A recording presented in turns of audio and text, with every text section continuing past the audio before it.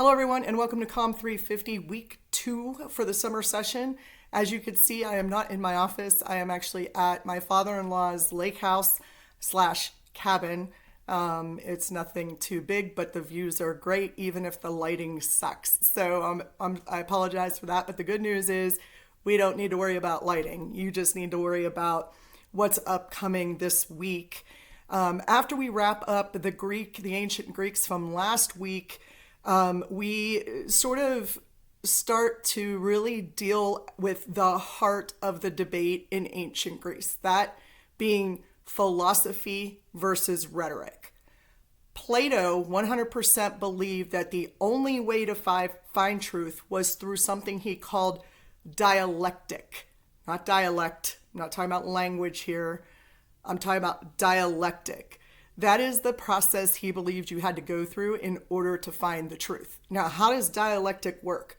Well, it works pretty simply. You have two equally powerful or somehow equal oppositional forces. For example, the easiest one is guilt and innocence, right? They're two opposite, equally important sort of positions or propositions. And you, I guess in your mind for the most part, which is why Plato writes in dialogue, he goes back and forth with what we do know. So and once you go back and forth with what you do know, then you can find the truth. And this was considered a scientific process at that time, because remember, this is ancient Greece, right? We're going way back. So this was his way of finding truth. And he believed that philosophers were trying to find the truth. The one thing Plato did not think was that rhetoric helped in any way with the truth. He felt that if anything, rhetoric could hide the truth or change the truth. It's prone to lying. It's prone to not finding truth, but just finding thought. It doesn't really give us any more link to the truth than Plato's ideas do. Now, I could get into all of that, but sadly, this is not a philosophy course, so I'm not going to torture you with like Plato's theory of the cave and all this other stuff. But I will tell you about one thing I think it's important for you to understand. And that is that Plato was an idealist. He believed that somewhere, and he called it the noumenal world, Noumenal, the noumenal world. He said at some point before we're born, while we're being born, I'm not sure when it happens, maybe when we're infants, I don't know, that we experience the perfect form of everything. And this leads to his theory of the forms. The perfect form of everything exists out there, and all we're trying to do here on earth is replicate that perfection, that perfect vision of whatever we experienced in the noumenal world. So how does that work? Well, the example I always use is a very simplistic one. So Plato probably would have talked more about like love and justice and peace and all those other things. I'm going to talk about a chair. Okay, so in the noumenal world, at some point, according to Plato, I experienced the perfect chair. The most comfortable, the one I can work from, the all-in-one, versatile, perfect chair. And everything I've experienced down here has just been some sort of bastardized version of that perfect chair, because people keep trying to make the perfect chair. I don't know if you've noticed, but our classroom chairs are not comfortable. The only way you could get a truly comfortable chair in our capitalistic system is if you can afford it. I think I've sat in about 3 that I would consider pretty close to what I would want to be perfect. But according to Plato, they're never going to be perfect. All right. So that's his theory of the forms. How does rhetoric play into that? Well, consider this. I'm going to describe to you my perfect chair. My perfect chair would be one I could work from as well as lean back and sleep in. It would be comfortable, but it would keep me postured enough to be able to, I don't know, record videos. Right now I'm sitting on a bench, so less comfortable, right? It would be one that would give me the good posture I need to work while giving me the relaxed posture I need to take a nap. Now, I'm telling you this because You don't know what my perfect chair would look like. I'm telling you what my perfect chair would look like. And guess what? The perfect chair I'm describing to you is just another step away from that perfect chair. It is another step away from, in Plato's mind, the truth. So if you think about it, the ideal form is the truth.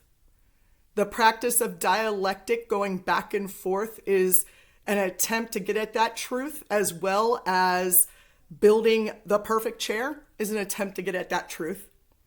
And now I'm telling you about that process in rhetoric, in a rhetorical sense. And that is another step away from the truth.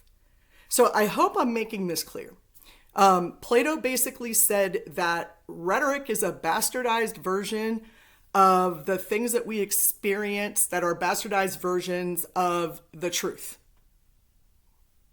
That's the best way I can explain that. If you guys need a visual, I could come up with one. So just let me know. If you want to see a visual, I'll try to draw one, or computer graphic, infographic it, however it is that we talk about it these days. Okay, so that's Plato's theory, which means that rhetoric to him did not mean, the sharing of truth or getting at truth. It's not a philosophy to him. It's not a way that we find truth in the world.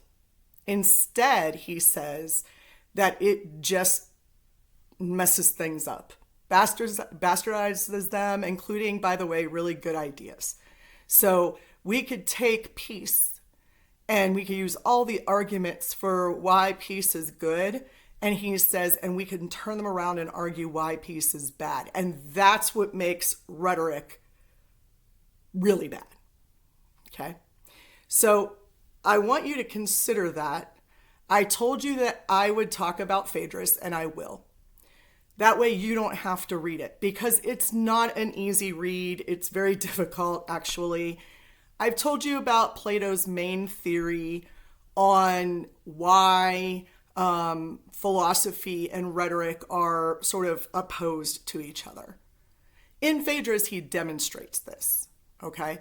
So Phaedrus is a student of a man named Socrates. And you should know that Plato always uses the name Socrates to represent himself in a dialogue.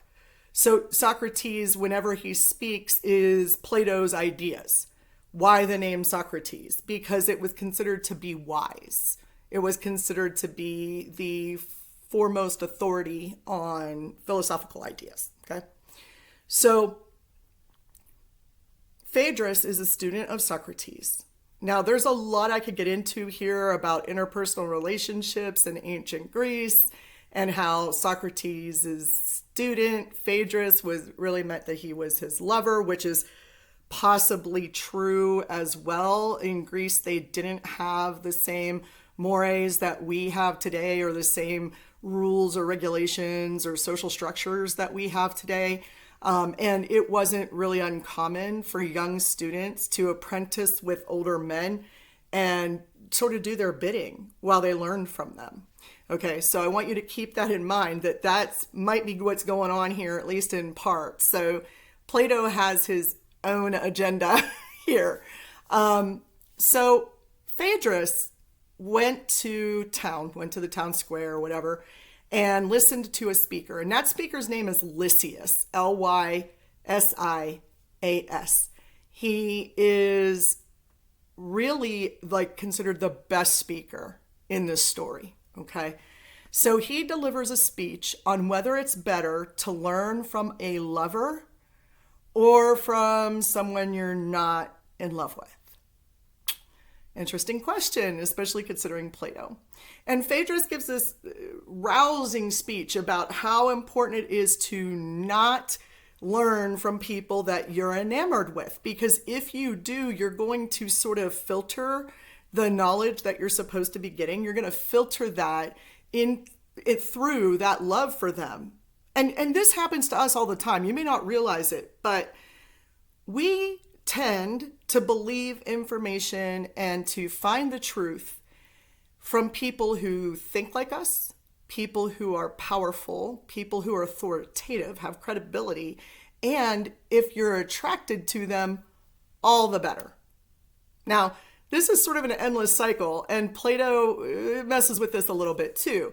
When I was in grad school, I was getting my PhD at Mizzou, and you probably don't know this, but I have 21 credits in the English department at the PhD level, which is considered a ridiculous amount, which it's true. It's true. I really went all out to the point that people were asking me, are you getting a PhD in communication or in English? Which was difficult for them to understand why I wanted to study in the literature department so much. Part of it was because they teach rhetoric very differently. Long story short, it's already too long. I had a professor, and I fell hard for this guy. And not like in the, oh my God, I love him sense, but in the, I just want to be around him sense. I was enamored with him. He was very authoritative. I thought, okay, obviously he's handsome, right? Has to be, because I'm drawn to him and I want to learn from him. Well, Lysias says that's not a good idea. And you know what? Lysias is not completely wrong, because there were things that Jeff said that I just took for truth that I don't actually think are 100%. I'm not in agreement with him 100% on it. But I didn't figure that out until later, until I was no longer taking his courses, which I think I took 3 or 4 with him. And I was looking back on things and I was like, oh my God, he is not an attractive man. Like, there's nothing attractive about this guy, because if he's not in front of the classroom with his authority, his power, and his ability to persuade, then I wouldn't be interested. That's Lysias's argument here. And so Lysias gives this rousing speech about how you should not learn from a lover. Well, obviously Phaedrus takes this back to his teacher, and they sit under what's known as a chaste tree. And if you know what chaste or chastity means, then you know the irony of sitting underneath a chaste tree. And they have a discussion about this. And Phaedrus re-delivers the speech that Lysias gave. And then Plato takes over as Socrates. And Socrates says, wait a minute. No. And he delivers the speech 2.5 more times, only changing it just slightly to make the opposite argument, to say, no, you really should learn from a lover. Now remember, Plato here is having Socrates flirt with Phaedrus. Okay, there's a lot of names I'm throwing out here. Sorry, I hope it's not that confusing. Remember that Socrates is enamored with his student. And so he wants his student to be enamored with him, which means that Lysias has to be wrong. You have to learn from someone that you love or are enamored with. And so he delivers the speech completely opposite. He comes to the same conclusion, and there's this dialogue between Phaedrus and Socrates that goes on and on and on and on and on and on and on with excruciating detail. And ultimately what we find out is that Plato played with rhetoric all the time and sort of messed with our heads by showing, okay, I'm going to practice rhetoric here and show you how I'm going to argue the exact opposite of what I just argued. Now, some people would say, look, that's actually pretty good, right? If you have 2 opposing viewpoints, and this is important right here, if you have 2 opposing viewpoints that are equally powerful, and you're going back and forth between the 2 of them, then it seems like you should know both sides of that argument in order to come to your conclusion, right?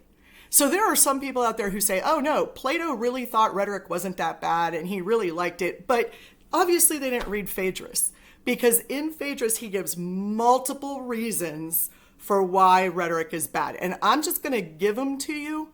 So, and I'm not going to give you them all, but here's the ones I want you to remember, okay? 1, rhetoric can make the bad sound good and the good sound bad. I could convince you that chocolate is really, really good for you, and I could convince you that chocolate is really, really bad for you. All through the art of rhetoric. 2, it hides or mutates the truth. So I could take anything that I want and make you believe that it is the truth. Meanwhile, I'm not telling you the actual truth. I'm just convincing you that I am right. That's dangerous, by the way, according to Plato, and I would agree. The third problem with rhetoric is that anyone can do it. It doesn't require any training. Again, remember, this is according to Plato. It doesn't require any training, really. And then his fourth problem with it, and this is a problem we're going to see throughout, like, sort of the ancient Greeks and Romans. People just made money off of it. It was an easy way to make money. Now, you're probably sitting there going, okay, those are four relatively good arguments for why rhetoric is bad. And I'm actually about to demonstrate to you why or how that functions in the modern era. So I'm going to use myself as an example. I like to use myself as an example because I don't ever want to like offend anybody with the wrong example, or maybe you don't have the same access to pop culture that I do because you don't avail yourself to it for some reason, which is probably a good reason. I don't avail myself to a lot of pop culture. If you're not a Supernatural fan, you and I probably would have conversations that just wouldn't make sense to you at all whatsoever, and that's okay. So I avoid sort of pop culture references and things like that so that I can use my examples. So I'm using myself as an example, which I'll do often. My friend and I met at the University of Oklahoma. So in 1999, we met, and we hit it off. Her name's Michelle. She's great. She studies communication, but she studied interpersonal and family communication, which that was not my jam, not my jam. Rhetoric and political communication were my jam. So everybody thought, what are these two going to have to talk about, right? Because at the very specialized level of getting your PhD, you really get into the nitty gritty of what you're studying because you're becoming an expert and you're coming up with new ideas. So, but she and I had a lot to talk about. And there were reasons for that. One, I did not understand interpersonal communication. To this day, I will tell you, I am the worst person when it comes to that. I'll name drop your theorists in interpersonal, but I don't know it. I don't understand it. She sort of understands political communication, but she understands it from a different perspective. She understands it from a marketing perspective or from a persuasion perspective only. Let me tell you why. She was a debater in college, so was I.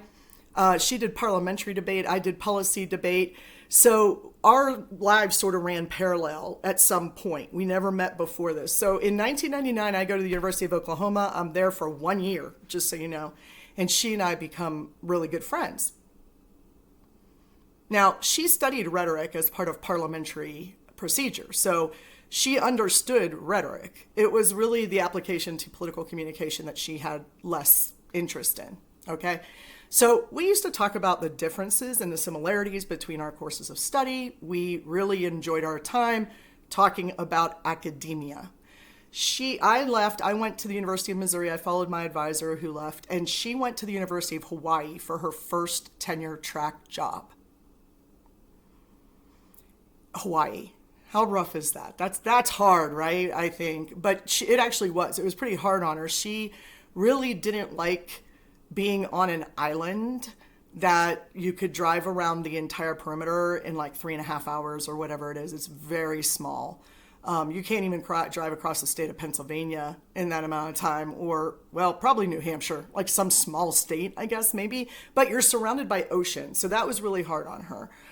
So she took a position for 1 year in London, and she absolutely fell in love with London, and she loved everything about it. But of course, you can only stay there for a short period of time, and she was teaching there. So she came back to the University of Hawaii and said, I'm done.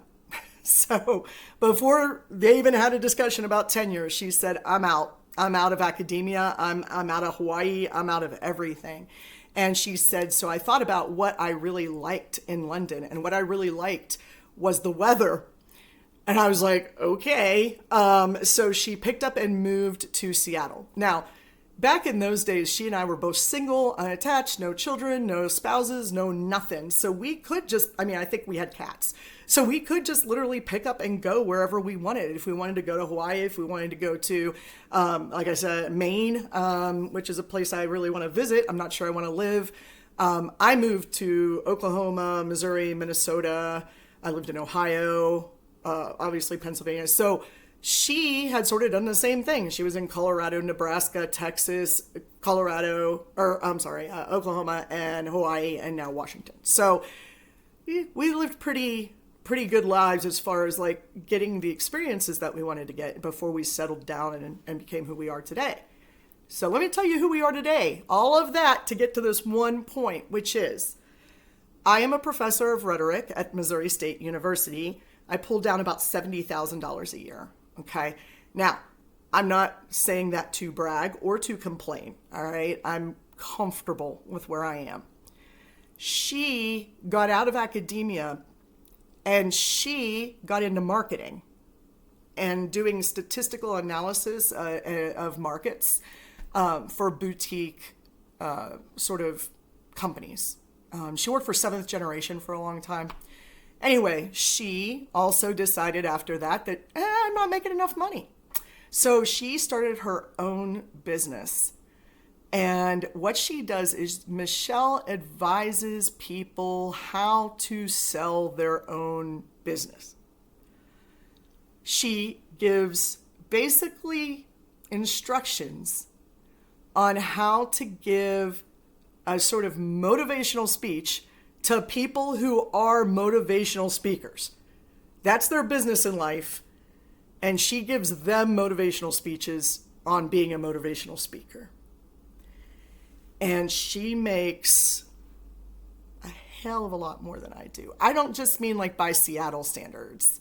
I mean, she makes a lot more money than I ever could as a professor. No matter how good I was, no matter what, I would never make nearly what she makes. And she knew she wouldn't either. Every time she puts out a book, it's something stupid, like how to find your sparkle. Like, I'm just like, what are you doing? And she's called, I forget what she calls herself, the Rebel something. And I'm like, I don't get it. Well, I always critique her books, and the first thing I say is, this is the most engaging discussion of sophistry that I've ever seen in my life. She is what back in ancient Greece they would consider a sophist. Somebody persuading for the money, and only the money. Success is determined by how much money you get from the company that you're helping. Me, I chose the way of the rhetorician, right? And rhetoricians and philosophers don't really get a lot of money. In fact, most of the time in ancient Greece, they were like impoverished and living on the streets without shoes. I mean, it's just, that's the way it was. Because rhetoricians don't do things for the money. They do it to educate other people. That is what we're going to get from Aristotle. And you could see that it's a stark contrast from what Plato tells us. So Plato would say, haha, see, she's a sophist. She's just trying to get the money. She's a liar. She will help other people lie about their own business. She doesn't believe in philosophy and the good and the truth and the right. And I would go, maybe. For me, I would hope that people would say, okay, she took the road of education. She took the road of teaching others how to practice rhetoric to help them in the world that they live in, whether that's understanding an audience so that you can make the best argument to get a job or a promotion, whether that is showing you how to do public speaking because maybe you'll get a sales job or a consulting job or a training job where you have to go out and train people and speak to large groups and so on. Those jobs are pretty plentiful, I'm going to be honest with you. In PR, for obvious reasons, you have to learn how to write appropriately for the press releases and for crisis response. So there are reasons for me to teach rhetoric. And as my mother lovingly said to me when I told her what my first salary was when I got here in 2006, I called her and she said, well, how much does it pay? And I said, 41,000. And she said, wow, honey, you really didn't get into this for the money, did you? And I said, no, I didn't get into it for the money. I got into it for the lifestyle. I don't have to get out of bed before noon if I don't want to. That's why I did it. That's why I worked my ass off, pardon my French, so that I could do things like come down to the lake house and do my job. So I could take entire summers off if I wanted to, so that I could have the flexibility to work in the community like I do and so on. And this is something that she does not understand. But Plato did. Plato understood the idea of choosing to educate instead of floundering to get money. So, who flounders to get money? Sophists. They're constantly climbing an uphill battle to get money, money, money. That's all that matters. And they have to be successful in order to get more money. Just like my friend Michelle. God love her. And I do. And then for Aristotle, for Isocrates, you're going to learn that they did not like the sophists either, but they believed that rhetoric had an important role to play. Okay, so in review from today, we talked about Plato, and I introduced you to Aristotle. I will give you that lecture on Thursday. The other thing that I'm going to do is let you know that you need to know those 4 reasons why why Plato did not like rhetoric. Those are incredibly important. You need to remember the idea of dialectic, because we're going to use that again when we talk about Aristotle and Plato's ideal forms, his idealism, and his theory about the truth. I need you to know those things. So the other thing I'm going to do is I am going to post last year's lecture. I say last year's, it would have been the spring lecture on Plato and Aristotle, because I don't know, maybe you want more information. Maybe you want to hear this in a different way. Maybe I'm funnier in those videos. I don't know, but I'm going to go ahead. They might even be shorter. I'm not really sure, but I will go ahead and put those up for you as well. And I don't believe I've put your assignment for paper 1 up yet, which I said I would do. So I'm going to do that today. And hopefully you'll be able to see it if I haven't put it up. Maybe I did. I got to tell you, Brightspace, it's better than Blackboard, but I'm still getting used to it. I don't know if you are, but I'm still getting used to it. So give me time. If you have questions, comments, concerns, complaints, or threats, I am taking emails, phone calls, text messages down here at the cabin. I specifically put internet into this place. We didn't want to, but I specifically did it so that I could work from down here.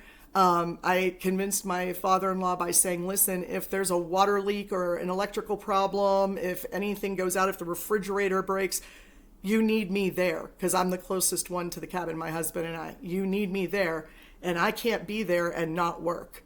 So I got internet, and now I just come here whenever I want. So lucky me. Hopefully you're enjoying your summer vacation a little bit while reading this insanely difficult text. Please let me know how you're doing, and I will check in with you on Thursday for sure. Talk to you then.